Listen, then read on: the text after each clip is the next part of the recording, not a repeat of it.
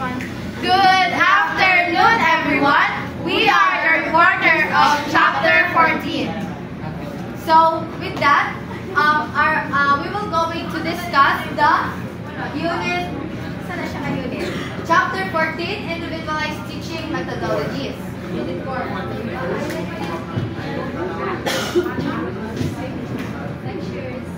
So, for our learning objectives, at the end of the lessons, the students are expected to, first is to identify the key characteristics and components of individualized teaching methodologies. Second is analyze the different individualized instructional strategies and their appropriate classroom applications.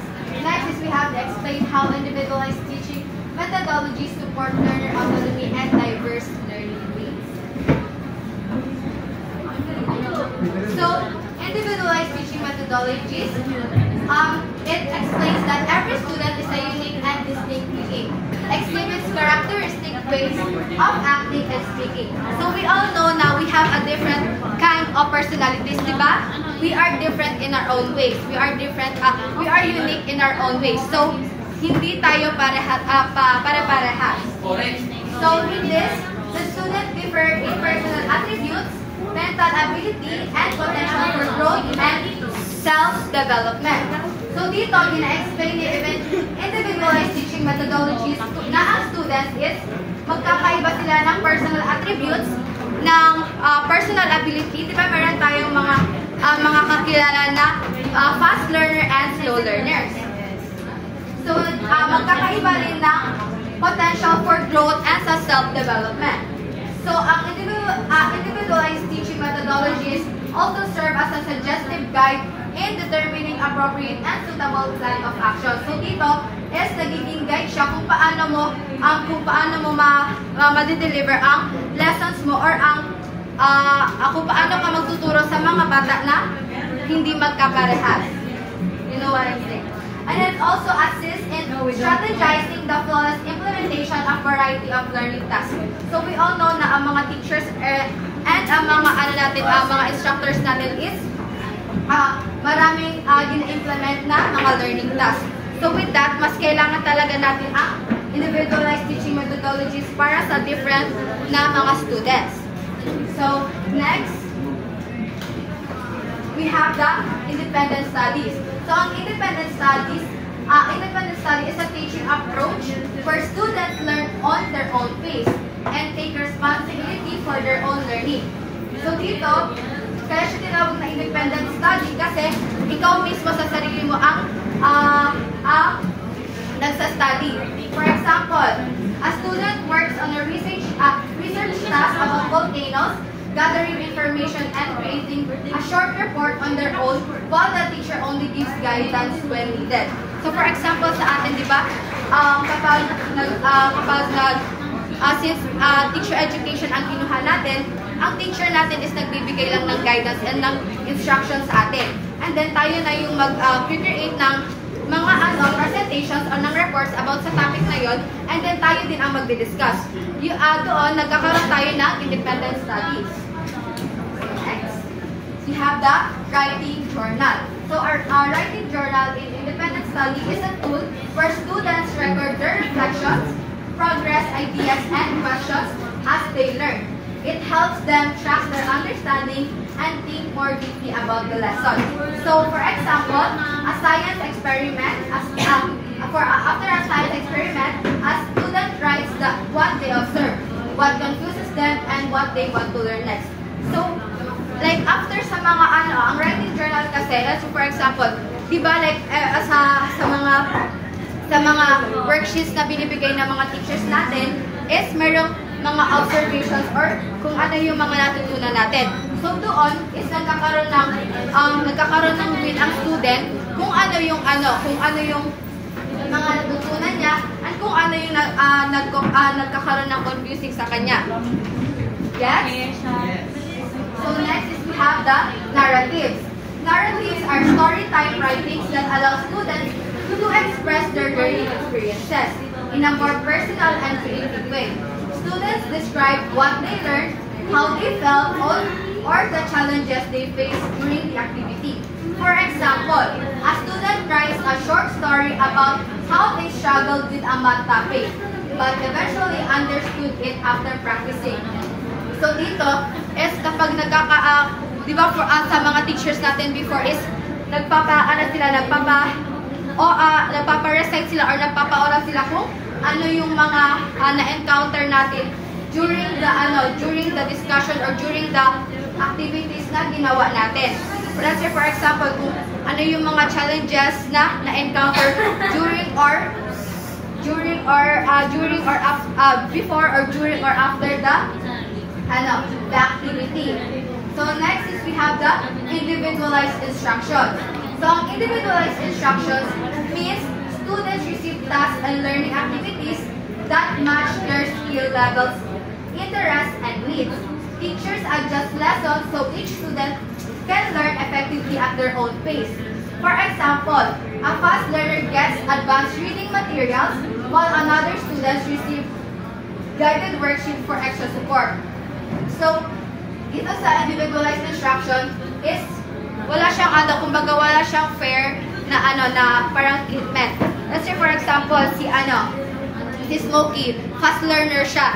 And then once na nagbigay ang teacher ng instruction sa kanya is nagigets niya agad. Tapos si Pablena naman is yung slow learner. Tapos dito is kapag hindi niya nagets, nagbibigay ang teacher or ng instructor sa kanya ng mas understandable na instruction. Okay, gets? Next is we have the preparing projects and collections. Preparing projects and collections are outputs created by students to show what they learned independently. This may include research papers, experiments, portfolios, artworks, or gathered materials related to the topic. Example, a student creates a mini portfolio about local plants including photos, sketches, and short notes. So dito sa projects and collections, di ba? Every after discussion or lessons, di ba nagkakaroon ng mga teachers nag-a-announce sila na magkakaroon tayo ng gagawa kayo ng mga projects or any other activities like that. So para ma-determine ng teacher kung ano yung mga natutunan ng isang estudyante para magkaroon yung tinatawag nila na learning by doing. So doon na siya nag-a-apply sa preparing projects and collections. So that's all for my topic. Aurora will explain further. Good afternoon, everyone. So I will continue of the reporter. So discovery approach. As skill-based learning method for student actively acquire knowledge and find solutions through their own exploration, experimentation, and critical thinking with minimal guidance from the teacher. The learning is driven by curiosity and problem solving, which promotes better information retention and the development of self-teaching skills. So this is about this. For example, the teacher is question and the student will be answered. Yeah. So for example, in math, so the teacher di ba na yung teacher is nagbigay siya ng solution sa blackboard, sinulat niya, and the student magsasagot niya doon. So example naman, isa naman is the science, and the teacher is nagbibigay siya ng kagamitan niya. For example, mga volcano, gumagawa ng mga student or slide. Then yung mga student naman, sila yung maggawa ng life project, yung performance. So next is constructivist approach. This learning theory posits that individuals actively construct or create their own knowledge and meaning based on their prior experiences and existing knowledge. In a constructivist classroom, the teacher fosters a collaborative and interactive environment where students engage in discussion, problem-based learning, and hands-on activities to build new understanding. So this one is yung mga this one, siya yung mismo natuto sa sarili niyang karanasan. So, pwede rin sa family niya or paligid niya sa lugar. Yung student. For example, ang student ay may alam niya dati paano gumawa ng slime noong elementary na tinuturo yung teacher. So, habang matagal na siya ay high school, yung teacher is pinagawa sa kanila yung slime. So meron na siyang alam na paano niya gawin yung slime dahil naranasan niya noong elementary. Next. Experiential learning.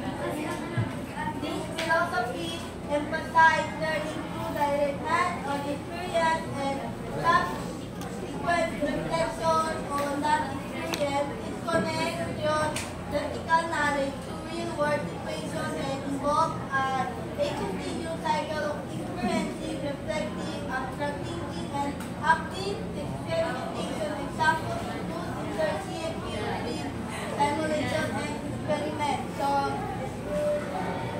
this one is the student they learn from experience in life. So ano niya nakikita sa sa paligid o sa image yun. So matatatag talaga sa utak ng student. So for example, in museum, so yung student ay nakapunta doon at kasi gusto lang niya makapunta doon, so makikita yung yung image, tapos yung mga painting. So habang nakikita niyo doon, minsan binabasa nila doon. So meron na alam doon. Next, special report. This method involves students conducting in-depth investigation and research on a topic of interest, culminating in a presentation or a written report. This approach allows students to develop research, communication, and presentation skills while working independently according to their own interests, making an individualized strategy. So, ito naman is yung student, yung teacher is nagbibigay ng topic. Like this today, like this na, di ba tayo? Nagbigay yung teacher yung mga chapter. So tayo naman is, mga student, pumili tayo ng topic na anong gusto natin para ma-record natin sa infront. Kasi para sa atin, madali lang ito. So ito yung gusto kong topic. So ganun siya. So, yun. The next reporter will be Divine Grace. So, good afternoon everyone. So I'm the next reporter. And we continue the report. The first is student research. Student research allows the student to investigate topics of interest, develops critical thinking and inquiry skills, encourages independence and academic curiosity. For example, research in local environmental problems, interviewing community members for a class project, creating a mini thesis, or investigatory project conducting surveys about school-related issues. Do you remember na nung pa tayo, K-12 is nagbigay sa atin ng kung ano yung specialization natin is yun yung ginawa nating research, di ba? So isa yan sa student research. So sa student research is explore tayo and investigate and so nahanap natin yung solution and kung ano kung about yung topic natin. So ganun yung student research. So the next one is problem solving. Problem solving builds logical reasoning and analysis thinking, helps students apply knowledge to real life context, encourages collaboration and creative solution solutions. Example, solving not-word problems using real scenarios, group tasks like building a bridge using limited materials. So, in problem solving, example dito is mathematics. So, ano to siya, common na to siya kasi ginagamit natin siya sa sa daily life natin, like problems basic mathematics solution. Next.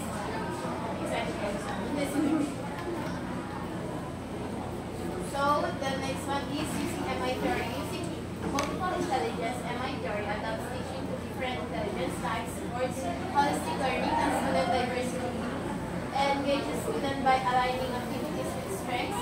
Example for intelligence types: linguistic, storytelling, debates, essay, logical, mathematical, puzzle, experiments, problem-solving tasks, spatial drawing, lines, charts, model music, song, readings, background music for learning.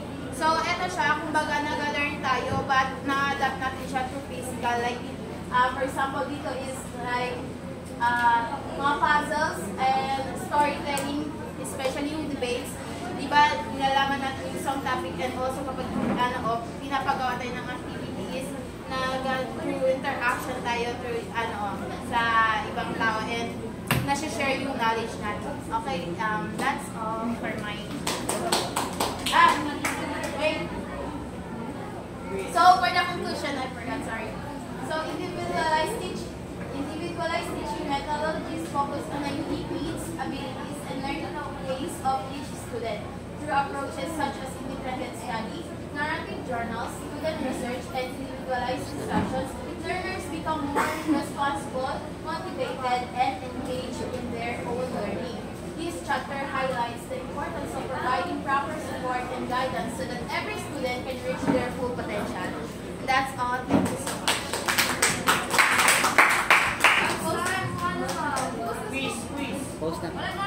Quiz. Yes, Master, ikaw na.